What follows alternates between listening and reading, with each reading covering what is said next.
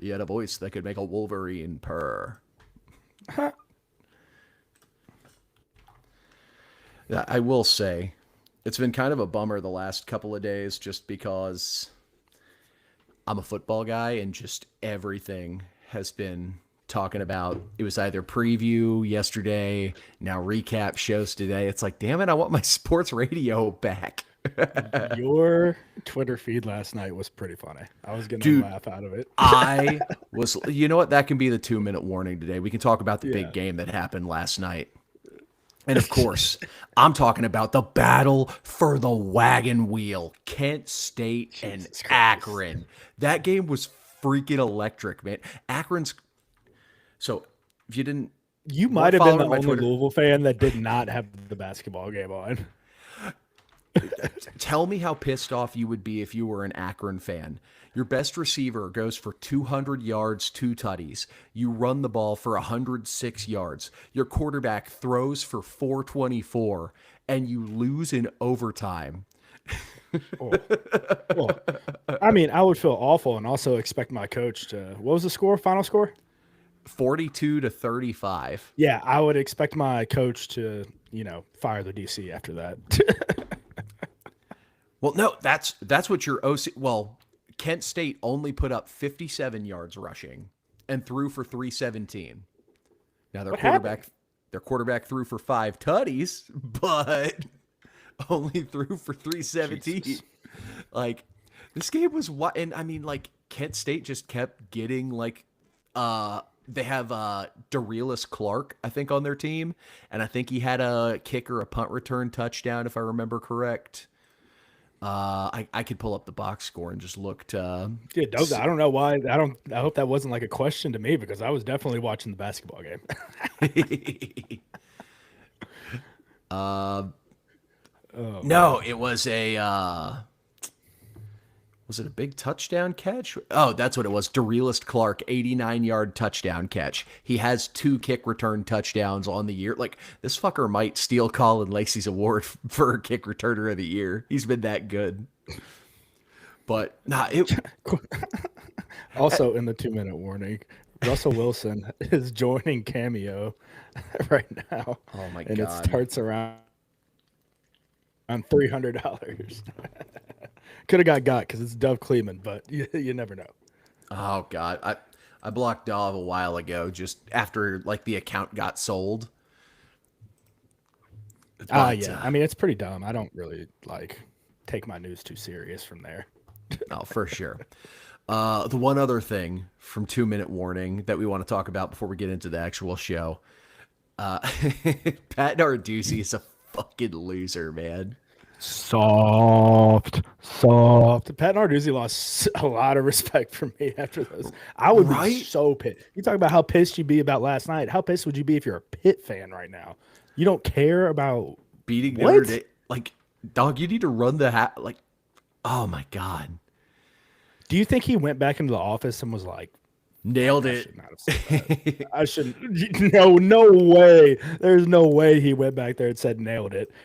Pitt's Rocco definitely grabbed him after that and was like, they looked at him like he had 12 eyes probably. You are going to get out there and you are going to put your manifested bad thoughts into this blue Voss. God, he's so corny, man.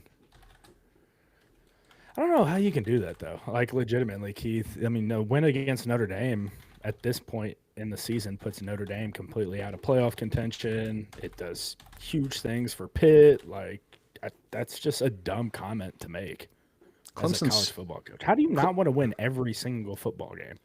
That's to cross pollinate a little bit with basketball. I would say that's damn near as bad as Kenny Payne saying, "Oh, I'm just trying to win by 1." Yeah.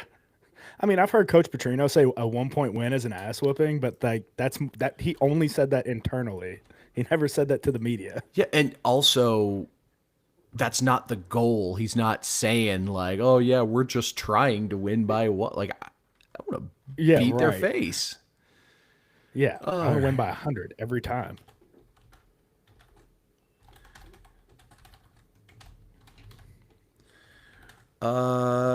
It's Is SmackDown still is SmackDown Thursday or Friday night? You know wrestling. Friday. Okay. What? Is SmackDown Thursday or Friday? Dude, okay. They changed it. This is me putting on my old head. It used to be Monday Night Raw and Thursday Night SmackDown. We used to be a proper country. No, my entire life it has been Friday Night SmackDown. I promise you. Now, you might have been little wee babby Vince. It was Thursday Night SmackDown at one point in time. 2005. Yeah. You're okay. talking 2005 is when it moved I was to in Friday. high school when it switched, but I remember, damn it. That's wild. Why are you asking about Friday Night SmackDown? My post plugging the show. I was going to say the Friday Night SmackDown, but I wanted to make sure that was right. A proper reference. Yeah, Monday Night Raw, still a thing for sure. Friday Night SmackDown. For sure. Jeff Hardy's still the GOAT. So who provides the injury reports? We gotta blame them when we get into the live show. But all right, you ready? I'm not sure. Yeah, go Party Deck, Twitter viewers, you ready? Party Deck, you ready? Okay, there we go. Shout out uploaded. That's great. All right. Well, it's been a little bit over 5 minutes, so let's go ahead and get things rolling. Hello and welcome to From the Pink Seats Podcast, the internet's first and only podcast dedicated exclusively to covering the University of Louisville football program. That's Vince Lococo. I'm producer Keith, and we are live here on the State of Louisville Podcast Network. If you want to hop in, join the chat like our friend Uploaded did before the show, head on over to the State of Louisville YouTube channel, hit that subscribe button, and then find this live show, hop into the chat, aka the Pink Seats Party Deck, and you can hang out with us, join the show. If you're watching us over on twitter.com, be sure to give all the socials a follow, at Vincent Lococo, at producer_Keith, at the State of Lou, where you're watching this video right now, if you just so happen to stumble upon it, and at Pink Seats Pod, the podcast Twitter account. Hop in the chat, hop in the comments, hop in the retweets, do whatever you want to do. Come hang out with us. Let's try to make this week even more fun than it already has been. And if you enjoy being a part of the conversation, head on over to the 1912 Society Discord. Friends over there were popping off yesterday. I didn't even think to check that, man. I'm usually in there during football games reading it, but I didn't even think to. It was, I guess, with the busyness of getting down to Goodwood and setting up and stuff, it didn't cross my mind. But how was it during the UK game? Oh, no. I was just in the general football chat talking about Akron versus Kent State, the battle for the wagon wheel. That game was electric.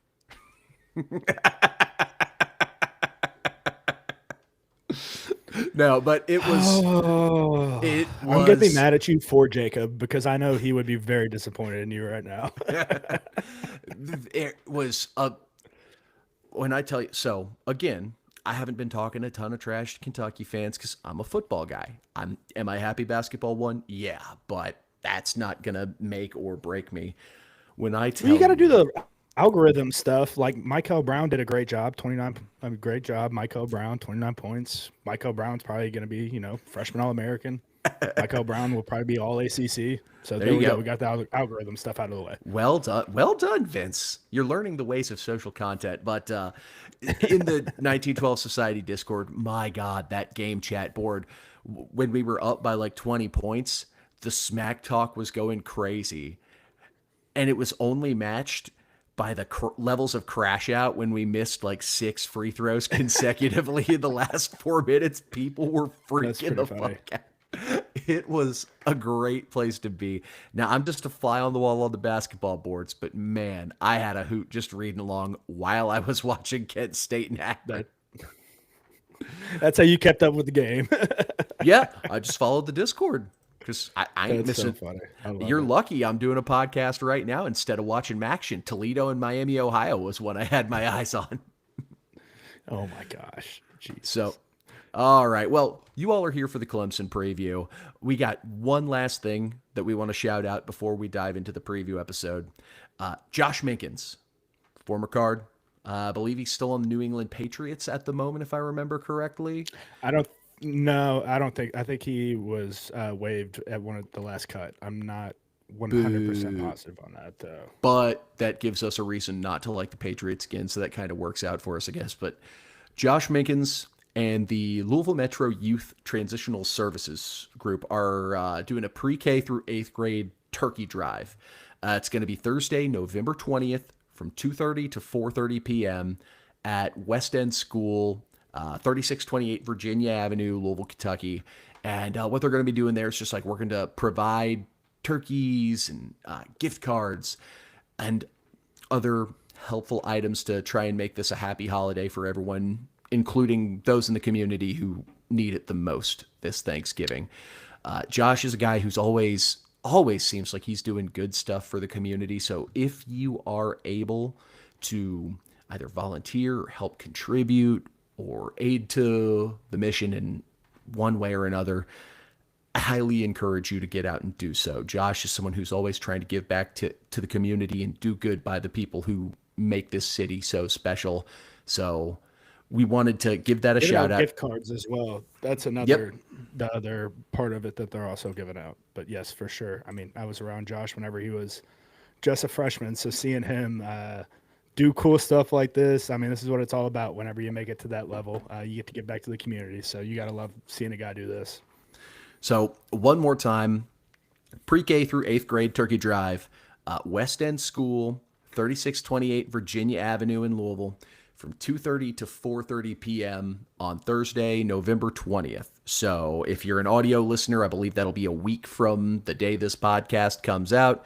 For you live show viewers, a week and a day from where we are right now. So if you can, highly encourage you to get in there and help out if you are able. So with all that being said, now it's kind of a bummer that we're having to do this segment without Jacob again, but Sack King update before we officially leave Clemson in the rearview mirror. One of the pluses of that game, defensive line got home a few times, and we talked about it in the preview. It was going to be a game where our edge rushers could potentially eat. Wes Bailey and A.J. Green both got sacks, and Jordan Jarrett, who was lined up on the edge on the play, he got his sack as well. Those are the three that all got a full individual sack on the board, and that means we have a new leader in the clubhouse. Wes Bailey takes the lead with 5 sacks on the season. Clev Lubin in fourth, A.J. Green and Antonio Watts at 2, and then Renee Conga, Jordan Jarrett at 1.5, and then a whole lot after that. Who had Wes? That was me. That was me. Oh, yeah. I'll let you toot your horn.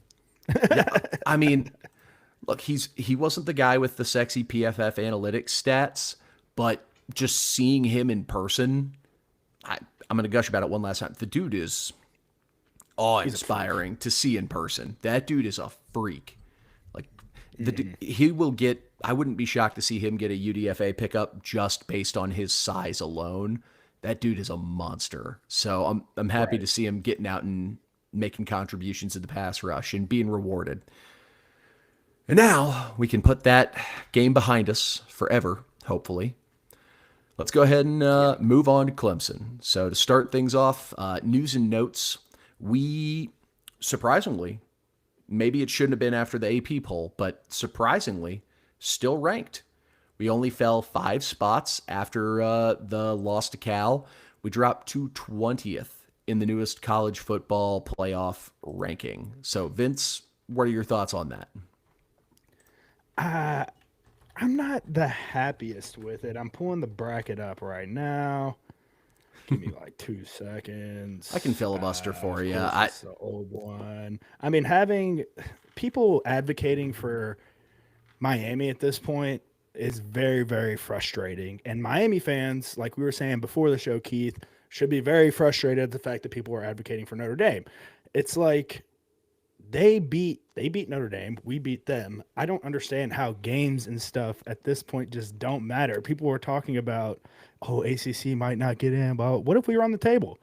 You know, what if we were on the table and it's just a 2-loss Louisville team? What are you going to say about a 2-loss Louisville team who's number 2 in their conference or something like that? I just don't know. It's very frustrating that things are clearly being pushed, Keith, as we know.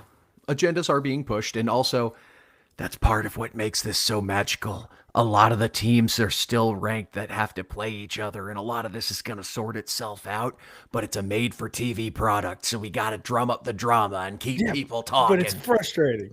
It's I frustrating. I I understand where you're coming from. Like, hey, we have the head-to-head result. Why aren't we higher than them? We're both two lost teams. I I also understand the perspective of, yes, head-to-head should carry some weight, but it shouldn't be the entire metric. Now, if the teams are within 2-3 spots of each other, I think then, yeah, they're ranked close enough. Use the head-to-head to separate them, but preseason expectations apply to this ranking system far too often. So a team like Miami, whose losses are prettier than ours, despite the fact we beat them, and because of their preseason reputation, are naturally going to get that benefit of the doubt. Same reason, because so many people watch Notre Dame and the brand power they have. I mean, preseason expectations for Notre Dame are why they haven't really beaten anybody outside of USC, who you know what, they're ranked. So a ranked win against USC, but they're up in 9th as a 2-loss team. I don't know. And I mean, again, I'll make the argument against Texas, the argument against Oklahoma. BYU lost to Texas Tech. They're still ahead of us. They did not drop far enough. That's probably close to where we would have been had we not blown the game against Cal. So even if we had not blown our game, we still would have probably been around that 14, 15 mark. I don't know if they would have jumped Vandy over us or not, but it's frustrating. It's frustrating, but the amount of SEC teams are talking about letting in this thing, though, is also what just drives me insane. Well, man. yeah, it just drives me crazy. Disney owns the SEC, and the college football playoff is a Disney property. They want to stuff that bad boy with as many as they can. So yeah, I know. You have to break it down. But as annoying as it is to say, I think 20 just about buries any playoff chance we have without winning the ACC as a whole. And we need a whole lot to go our way to even make the ACC title game at this point. So we don't have we don't have any sexy on paper opponents coming up either. So it's not like we can get a big win and make a jump. So win out and let me propose the question. Yeah. How are you happy though? Like you're sitting there with 2 losses on the year. We win out. We win the bowl game. Are you sitting there happy with the season? Oh, I mean, you're pissed obviously with what could have been, but you have to be happy with 2 losses. 11-2? Yeah, I'm thrilled with that. Louisville's only had what, 2 11-win seasons ever? Exactly. That's a good year. You have to be happy with it. It would be very frustrating because you could pinpoint the game where it went wrong again, and I mean that's just the most annoying part. Yeah, and the most frustrating aspect about it, and this is where I sort of want to try and level with the playoffs or bust crowd every single year. College football has changed to be more forgiving for some, not for us. So we're still playing 2000 college football where every single game matters. You can't make a mistake. You drop one game, they're going to kick you out of the club.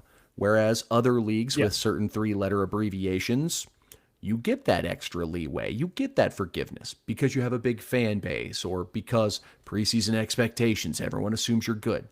So that's why I want to tell people who are having this expectation of playoffs every year, like, I don't think it's going to be an every year thing. It might be a once a decade thing, maybe twice in a decade thing, because we're playing a rigged game. So it's going to, like, you can have a special season at Louisville and because of pollsters and because of politicking, not make the playoffs. And that's frustrating. Yeah, I think that's where we found ourselves this year. Good season, but because of politics and stuff, we might not. Yeah. If you win out, I mean. You win out. 11-2 is a hell of a year, man. A hell of a year. Yeah. So I get it. You can be frustrated. You can be let down that we're being gate kept out of the playoffs. But in the great flattening era of college football, where nearly every team is approaching the same watermark, at least at the power conference level, you're going to see more and more teams end up losing games to teams you should expect to beat. So it's frustrating, but it's life. So speaking of teams that were frustrated with a loss, Clemson Tigers, team that had grand aspirations last year, and we went into Death Valley and left them frustrated with a loss for the first time ever. History, of course, playing against Clemson. We're 1-8 against the Tigers all time, including 0-4 at home. But we're one out of our last one. Whenever you mention the 0-4 at home, I just think about how I was there for at least two of those. It would be nice to get off the slide at home as well against these guys. It's been officially deemed a blackout game now. I think we all kind of assumed that was going to be the case. And then when they didn't officially call it a blackout, when we wore the black jerseys against Boston College, then it's like, oh, See, I wish we okay. would have saved them. Why? Wish we would have saved them. If you have a good uniform set, wear them as all. Like, I assume that set is going to be our default night uniform for the next decade. I guess I just wish that those shoulder stripe, because I love the look of that uniform so much. The helmet stripe matches, the shoulder stripe, the pants stripe, all that stuff looks very clean. The Louisville going across the chest looks very clean. Like, why can't that version just be a red and a white version of that uniform? And then you can mix and match the combos, and it looks a little bit better than, I don't think you could do a red top with the black pants and a black helmet.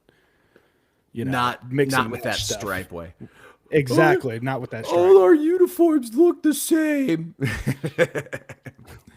I mean, look at Florida's, and Florida has some of the cleanest uniforms out there. Like, all their stripes match. They can do whatever combination they want to because their stripes match. I mean, Florida also put out one of the most unholy abominations of uniform history, if we're going to do that, with the gator. The gator green.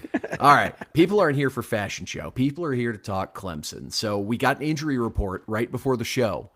And at first, thought there was going to be real big news because of a notable omission from the injury report.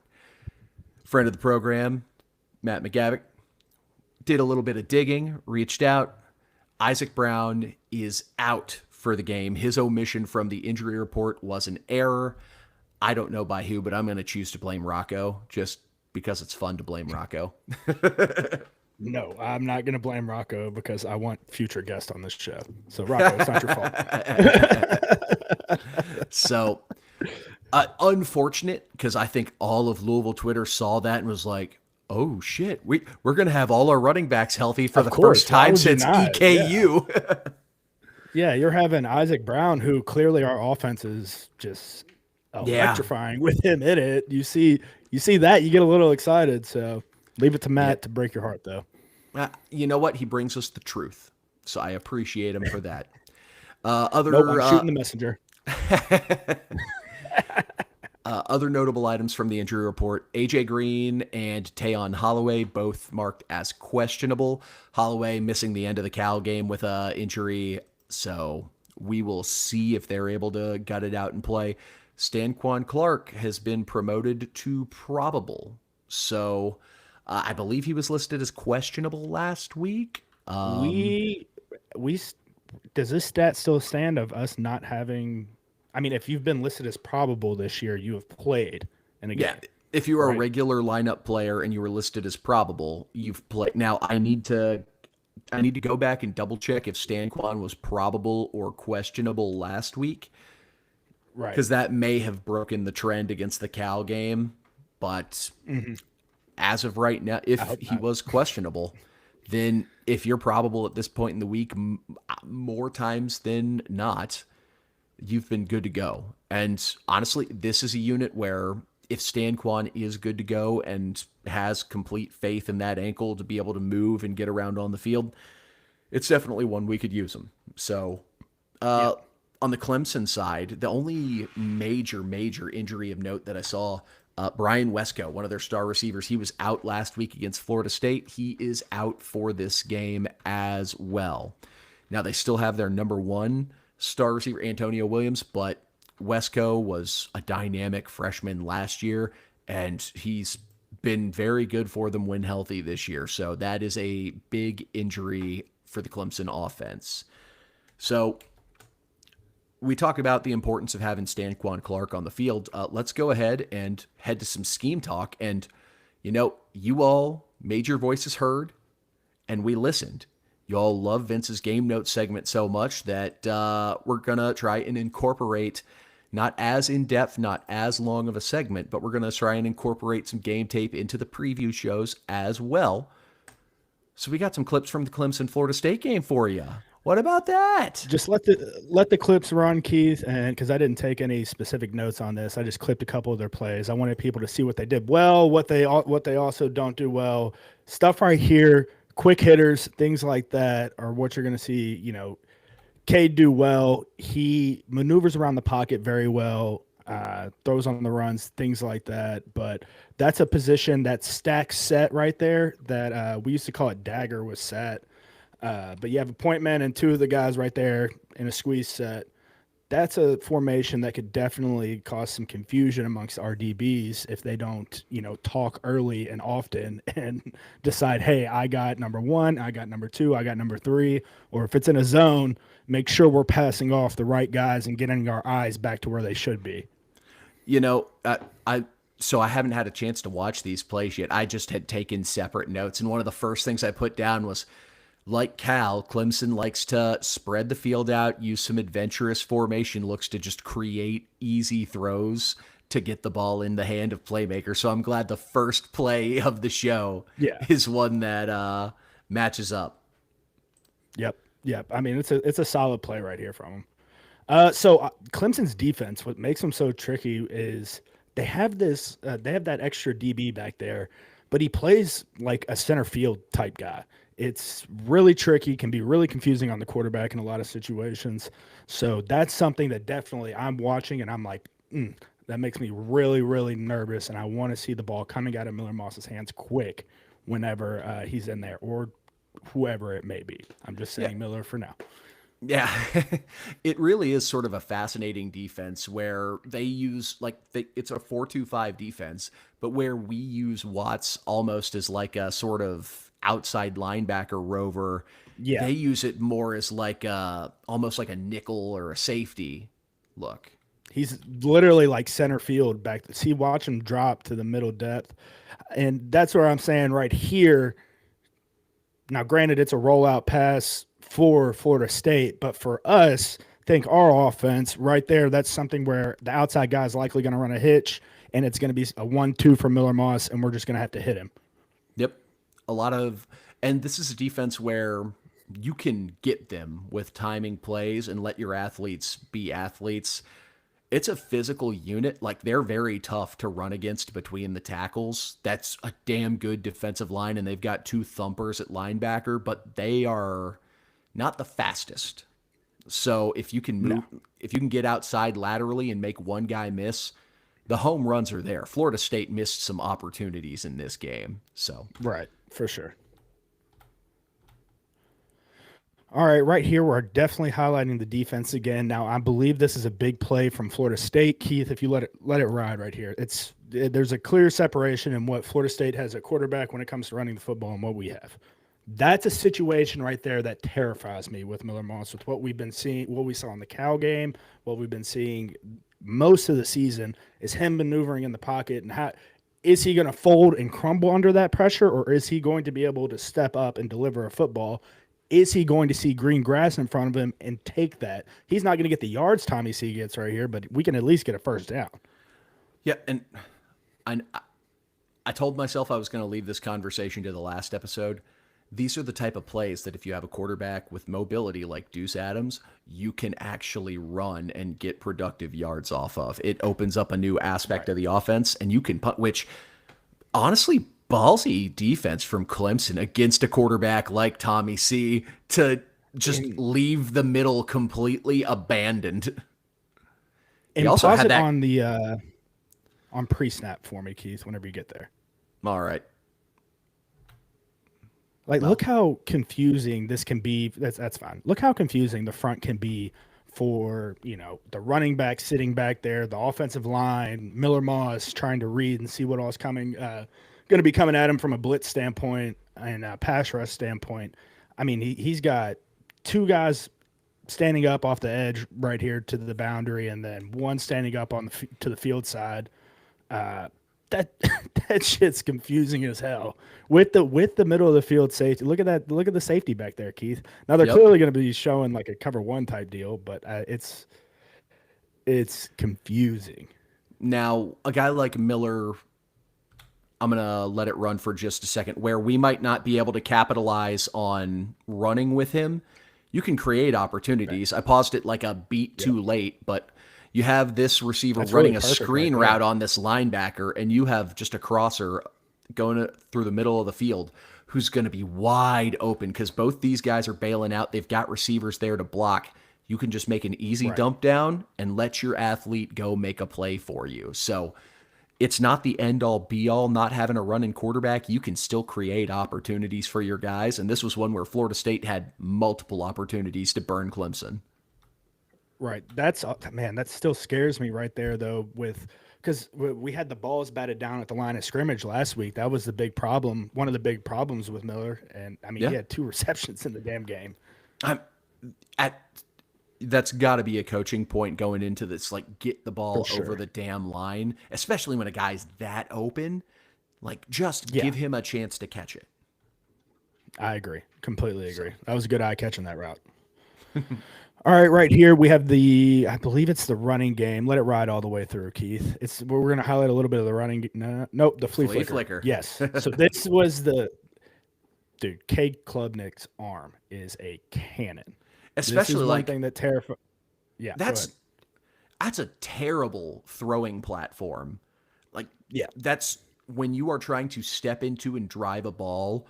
That is not where you want to be. And Klubnik has the arm strength that, despite the fact he's falling backwards off platform, just has a rocket of an arm to throw a loft 40 yards downfield to give his guy. And I think this is Antonio Williams who goes up and Moss's kid to make this big grab, but just unreal arm That's strength. What I was going to add, Keith, is, it's nice to have a guy like Cade that can get the ball all the way down there. But that's an athlete going up and getting the damn ball. I don't care what Clemson's record is. They have dudes all over this field that can go up and make a play at any point. I still remember was it Trevor Lawrence that threw that Hail Mary? No. Yes. Yeah. All right, hit the next one. Yep. Oh, next one. Burp. There we go. All right, let it play through.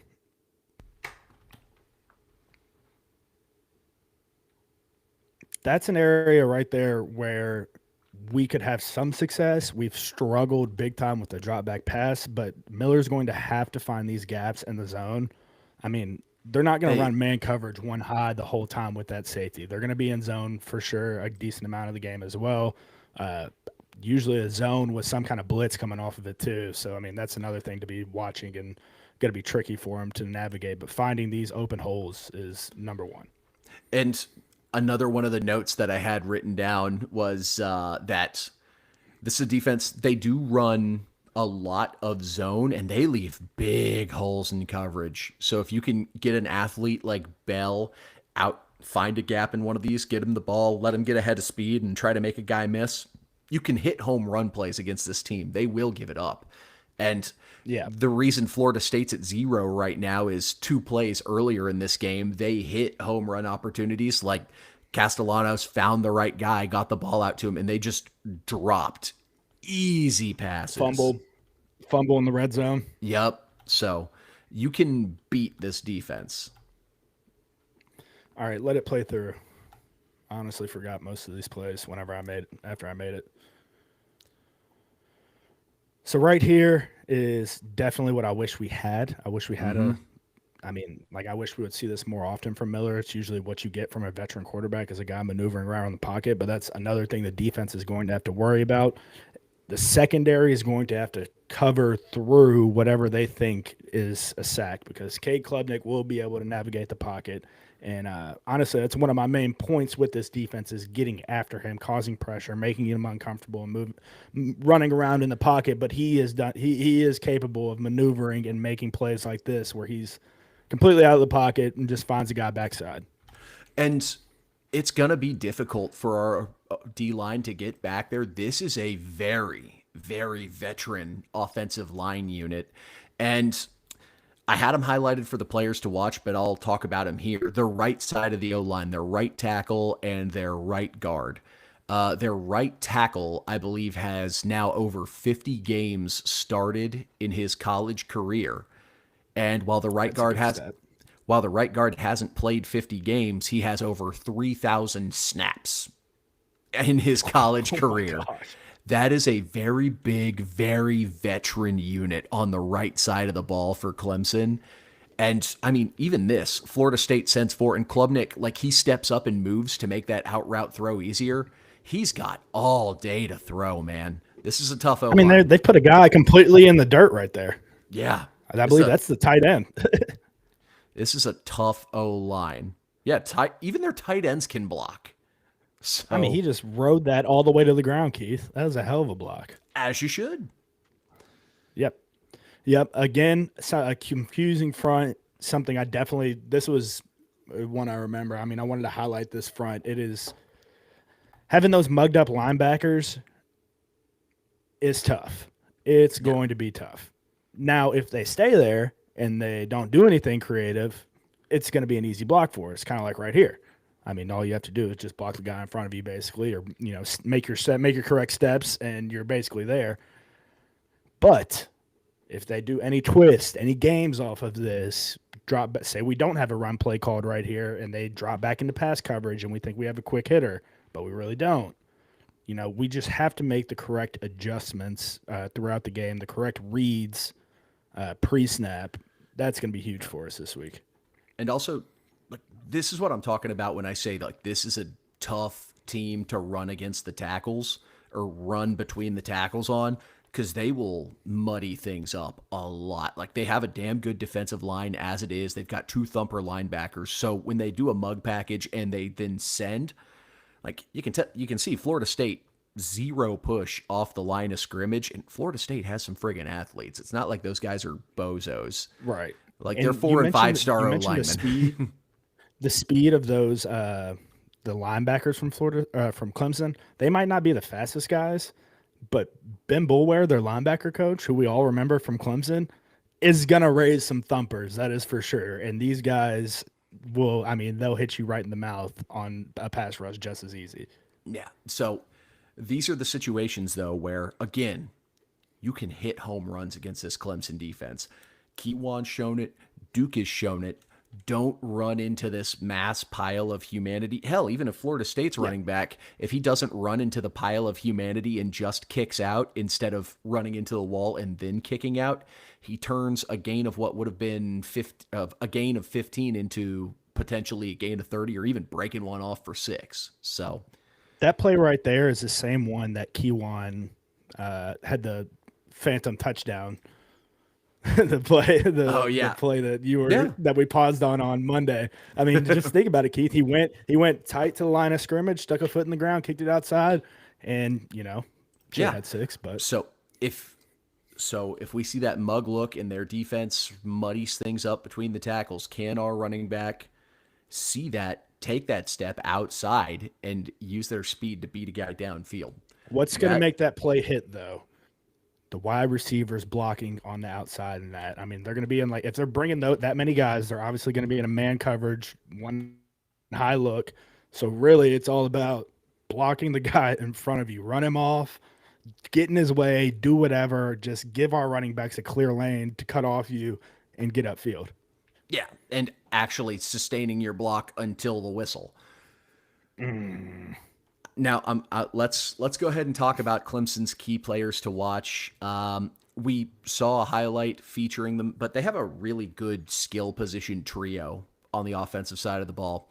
Cade Klubnik, who we can all agree got a lot of hype and probably too much hype this offseason.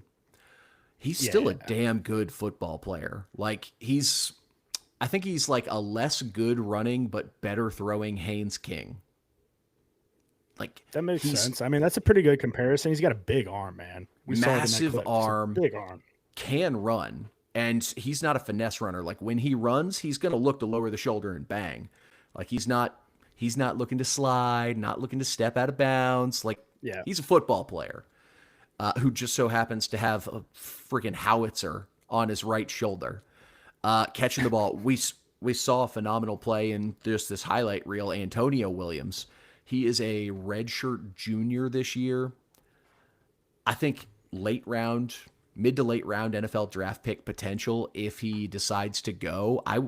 But he might stay another year. I hope he goes because I'm tired of Yeah. seeing his ass tearing up college defenses. Bryant Westco Jr., their sophomore wide receiver as well, is another stud they have on the outside. A guy to watch. I mean, Well, just when he's healthy, they've yeah. got dudes all over the damn place. And then When he's healthy, for sure. yeah, Adam Randall, their running back. They don't have a ton of rushing yards, and they haven't had a ton of success rushing the ball this season. But when they do, it's Randall toting the rock. Like honestly, Phil Maffa it's an apt comparison. I hate to use another Clemson guy who was just there, but that's the comparison I have. Dude's just a big friggin' thumper, man. He's a big thumper, and clearly has a good personality because he's wearing a bow tie in his team picture. Hey, you love that. On the defensive side of the ball, top edge rusher is a guy we tried to court for a little bit in the transfer portal. Purdue transfer Will Helt. 5 sacks on the year for Clemson. Big physical dude as well. Like he's a good run stuffing D end who just so happens to good college pass rusher. Wouldn't say he's NFL caliber pass rusher, but Right. you're not going to push him. Like the dude Gotta have a is good base thick. against this kid because I get worried about the long arm on this kid, Keith. I mean, just sticking an arm right in the middle of our tackle's chest and just driving him straight back into the quarterback, knowing that Miller struggled with the pass rush this year. That's when, I mean, this kid worries the shit out of me. We talked about their thumper linebackers, the Mike tandem of Wade Woodaz and Sammy Brown, which one, Wade Woodaz, elite linebacker name. But just those two, I believe those are Clemson's 2 leading tacklers. Again, thumpers. If you get hit by them, you're gonna feel it. Like those are some big physical dudes. And I highlighted a couple of DBs who I think Clemson, I'm not going to say misuses them, but I think they could be used in a very similar manner to how Cal uses their corners. Like these are really good corners in Avion Terrell and Ashton Hampton. And if I had that duo, I'd be running a hell of a lot more man defense than Clemson does. I believe, doesn't Ricardo Jones lead them in? Does he lead them in interceptions? You might double check me on that, Keith. Or do you have stats pulled up? Give me 30 seconds and I can. I think he's got 4. My stats, I could be wrong though. He has 4 on the year. I am checking. Filibuster. That's a Formula One joke for those. Yeah, Ricardo Jones, safety. Yeah. So we mentioned the safety over the top. That's definitely worrisome because we haven't pushed the ball downfield with much success this year. Yeah, but this is a Clemson team where I don't necessarily. With him playing like that rover, if he's going to just play center field and just kind of camp out and read Miller Moss's eyes and figure out where he's throwing the football and, read keys off tendencies, it's very worrisome. Yeah, look, if I was a prop betting man, and I try not to be just because weird things happen, I'd be taking the over on, to steal a phrase from starting 502's Roman Kelly, throwing them fangs. It is highly probable we end up throwing one of those this game just because they have a really solid secondary, but I don't know if it's just conceptually why they leave big holes in zone defense. So, right. Those were the main guys I had highlighted. Did we miss anyone that you had? I had nobody else highlighted when I did my top 3 little report I do each week. I mean, I had the same guys, D end. I had Ricardo Jones in there. I mean, obviously, Cade at quarterback is going to be the biggest challenge for us is getting pressure on him. How he's going to maneuver the pocket. Are we going to be able to keep contain big offensive linemen? So it's definitely going to be a day for, the D line and the pass rushers. So Well, that actually segues outside that, perfect. I go was going ahead. to say you gave me a perfect segue into our key matchups for Louisville to get a win. What things do we have to do to win? And I didn't have like defensive line keep and contain as one of like my top matchups. So I'm glad that you were talking about something different, bringing Right. to the table. Mine was more general, just like trenches in general versus a very veteran offensive line and versus a very talented defensive line that Clemson has. The O line has looked significantly better for us over the last few weeks. This is outside of maybe Miami, the best defensive front they are going to face this season. Yeah, What's our as an playbook going to offensive look like? line, you had two games circled this year as like Yeah. big days where you can show out, and these were definitely two. What were you asking? So it's a partial, can the O line get the job done? But also, is Jeff Brom going to dive back into his bag of tricks to try and mitigate not quite as good of a pass rushing D line, but a very, very physical unit up front? So Right. I'm just curious to see what we I see there. think you hit home with what you text earlier today, Keith. Run the damn football. I mean, like, I don't see any. Yes, it's a very good D line, but at this point I'm going to trust our offensive line in the run game with how well they've done of weeks past, and I'm going to trust Keywan and Duke to make a play. And Yeah. Run Keywan stretch. Keywan is, yeah, Keywan's very good, man. He's very good, Just and run Duke's just off getting tackle. healthier. Yeah, like the off tackle running game creates some opportunities. Like I would love to see some motion into bubble screens or motion who turns into a blocker and we throw like that quick hitch hitter outside. Like you Yeah, can yeah. create easy throws to get the ball into your playmaker's hands. And that sort of segues into another matchup I highlighted. Can our home run hitters make big plays? I think Cal was the first game in quite a while where we didn't have like a 20 plus yard touchdown. Off the top of my head, I don't think we had any. I think we had a quarterback sneak and then like a Duke Watson run for touchdown, but we didn't Right. have that 40-yard Keywan Brown run. We didn't have the 70-yard Isaac Brown home run. We didn't have Chris Bell sitting in cover two and then just outrunning everyone for 60 yards. Right. So, can our home run hitters hit home runs against this defense? Because they're You going to got to have get the ball in their opportunities. hands, man. You got to get the ball in their hands. I mean, So, as a quarterback, as Jeff, the play caller, you've got to find a way to get. I mean, he's got to hear Coach Petrino in his head saying "feed the studs." Has to. There's no way he doesn't. so I've got one more offensive one that's kind of mean, and then I've got one defensive one that I have highlighted. Do you wanna go defense and then we jump back to the kind of mean one, or do we want to go mean and No, just just go wrap mean. up offense? Just get mean over with, and then we'll talk positive with defense. Miller Moss versus our crowd. Can he go out and execute early, quiet down the rumblings, keep the boo birds at bay? I This is probably going to be one of probably the most attended game of the year so far, Hmm. and I don't think the fan base like Miller Moss's approval rating is at an all-time low right now.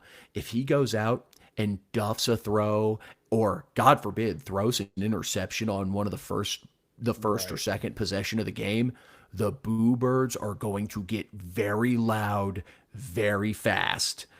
Can he Right. go And out? Jeff's not going to pull. I don't think Jeff's going to pull him at that point. Like if it's that early in the game, I don't know if he gets pulled, and he's going to have the mental fortitude to block it out and just go out there and play the next play if that happens. Yeah, or can he go out, execute?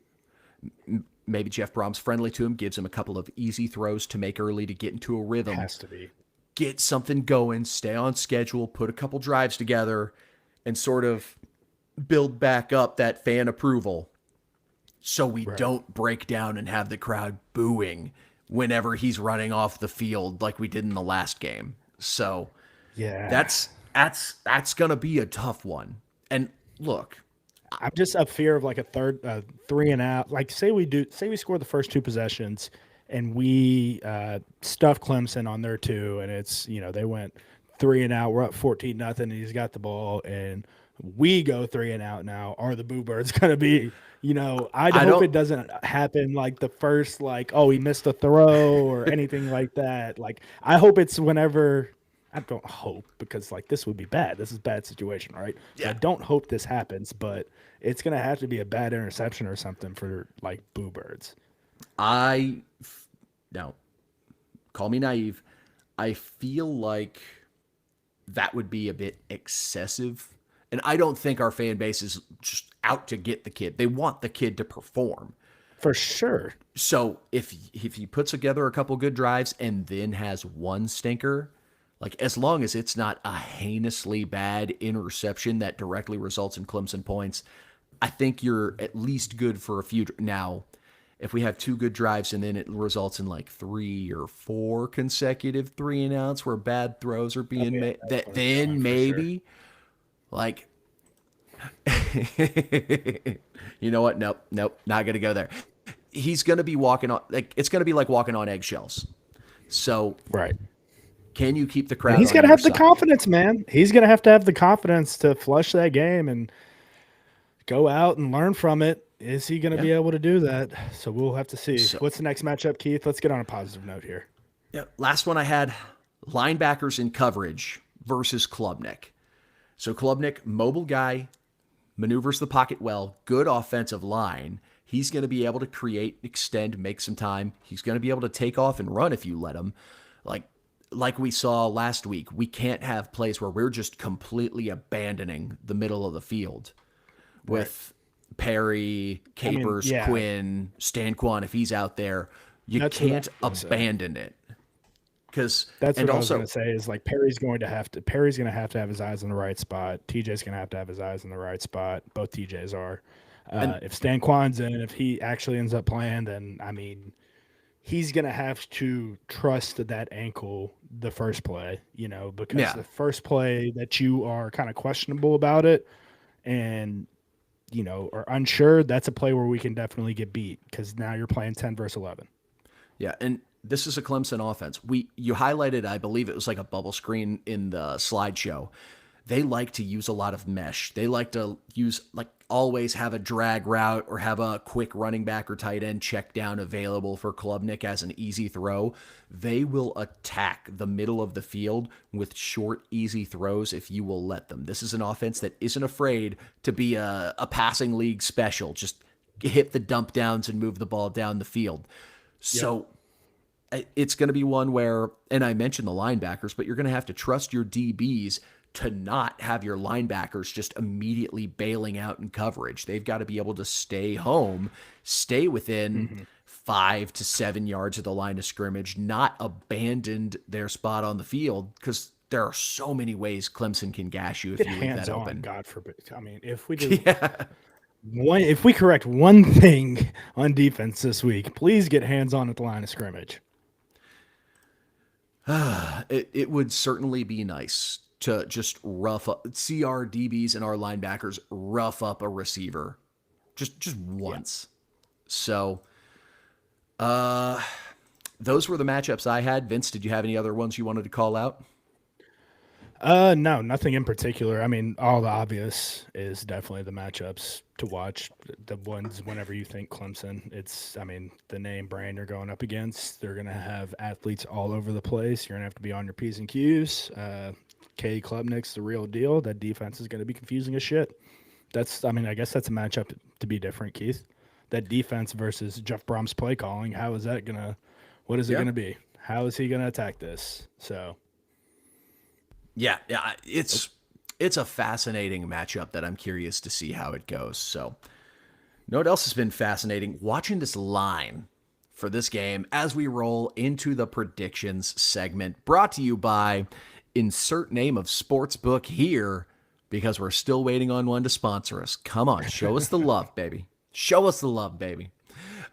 With that, I'm going to take a second to brag on myself. The standings are, and this is a very unofficial count back, I just know I'm 2 games in the lead of Jacob. I believe Jacob is 3-6 on the season.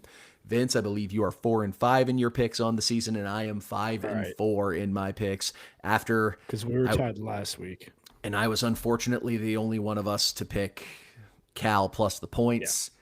Turns out I could have gotten value with money line. Enough of that. So this line has been going crazy. The Isaac Brown injury report fiasco didn't help things. That's funny. Before the episode. So before we started recording, the best odds I saw, you could get Louisville giving up 2.5 at -108 odds on Novig, which I don't think is a sports book. I believe it's a sports trading app, but Novig was the best ones. I'm seeing a couple spots now where if you're willing to dabble into like the 130s, you can get Louisville giving up just 1.5, but I don't like to play in the 130s. I like to actually make some money. So if you're fading, you can get Clemson +3 even at -110 odds at MGM Sportsbook. And yeah, that's the best one for if you're trying to take the fade side. For the sake of this contest, we're going to go at 2.5. And this is a weird one because this is a Clemson team that's going to be able to surrender a lot of big home run plays if we can make them. And you've got playmakers who can make those home run plays. You've got Chris Bell. You've got Colin Lacey. You've got Kewan. You've got Duke.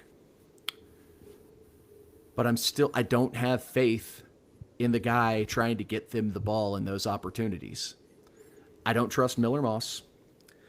And now, if a quarterback change happens mid-game, I'm more than happy to eat this hook. But I don't see it. We haven't covered a closing line at home this season. And I've got games to play with, so I can emotionally hedge. I'm going with the Tigers, and I'm taking the points. Well. I guess I'm going to have to be the homer on the pod again. I'm going to take the Cards. All right. I'm going to take the Cards. I'm not saying this with that. Yeah, I've got faith. That's something, that's for sure. But I mean, I'm not confident, but man, I'm confident in Jeff and their preparation and them being able to get up for big games. Clemson's they don't have the best record, but it's still Clemson at the end of the day. You've only beat them once in the 9 times we played them, Keith. Yeah. Just get up. I'm counting on Miller. Hopefully bouncing back from this game. I don't think he'll ever be at this point in the season. I don't think he'll ever be able to close the door on those conversations of we want to see this, we want to see that, getting subbed in, but at least calm the storm for himself a little bit throughout the rest of the year. And the home run opportunities are going to be there. This very well, I know I've said it a ton. This could be an alt line money line game. If you don't think we're going to hit the home runs, Clemson money line might be the move. If you think we can hit the home runs, this is a team we could run out of the building in a laugher. It's just, can we get the ball in our playmakers? Yeah, it'd be nice to finally be able to enjoy an easy win. To end the week, though, Keith, I mean, we beat Kentucky last night, and then to just cherry on top would be beating the hell out of Clemson on Friday night. And we can throw some jabs at EMAC at some point. And for sure. That's the real reason I picked Clemson. I still wanted to be friends with EMAC. Yeah, you're trying to stay in good graces. I see what you're doing. Man, it's sad because, I've tuned into his pod pretty regular. That man is down bad about Clemson football. I don't blame him, man. They've had so much success, and I'm sure and he was a part of it. Dabo to death. Yeah. He's got a natty. It's exactly. Man, I love Bob Beatty.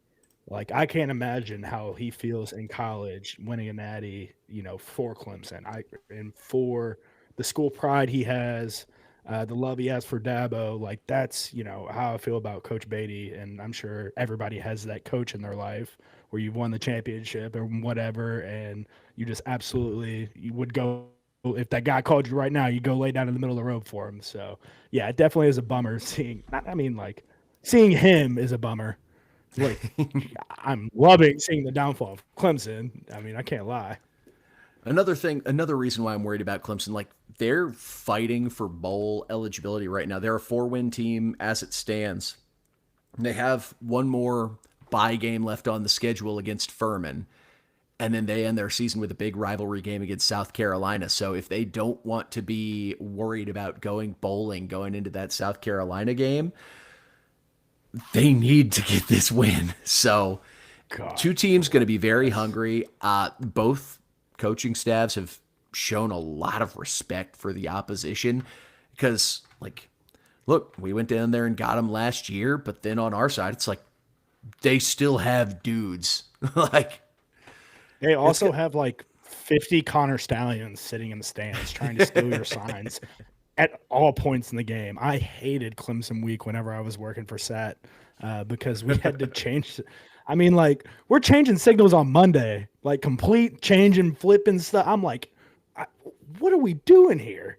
Yeah. I mean, oh my gosh, that's the worst part about them. Yeah. So, I started cramping.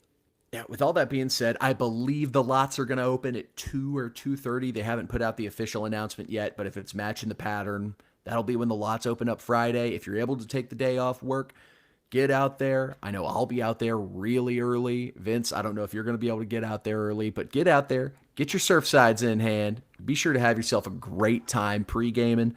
And let's get into the stadium and let's watch the Cards pull away with a big win. Or, with a 1 or a 2-point win so I can, secure my victory in the podcast this year. Again, want to just issue a huge thanks to everyone tuning in, whether it be on Twitter or whether it be on YouTube in the Pink Seats Party Deck. Thank you all for tuning in. Huge salute to our friends over at Kern's Corner, sponsoring the Kern's Corner digital studio again.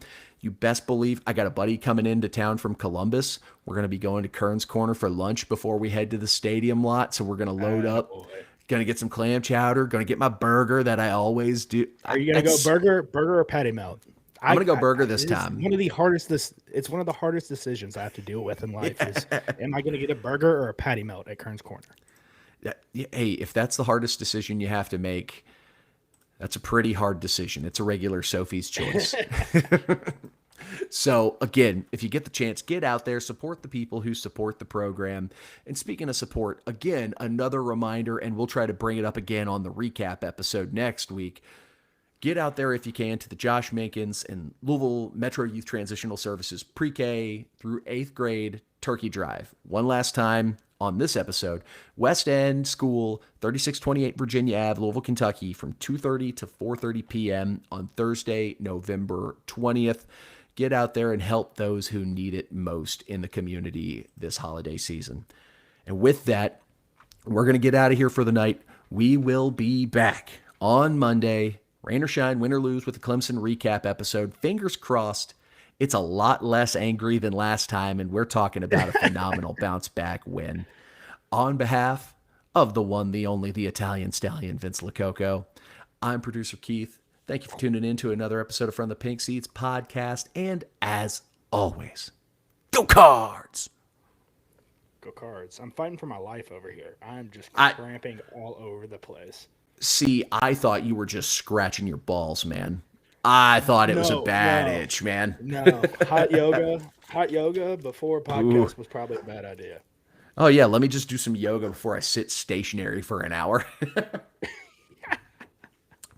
Yeah, just trying to be more like Lane Kiffin, I guess.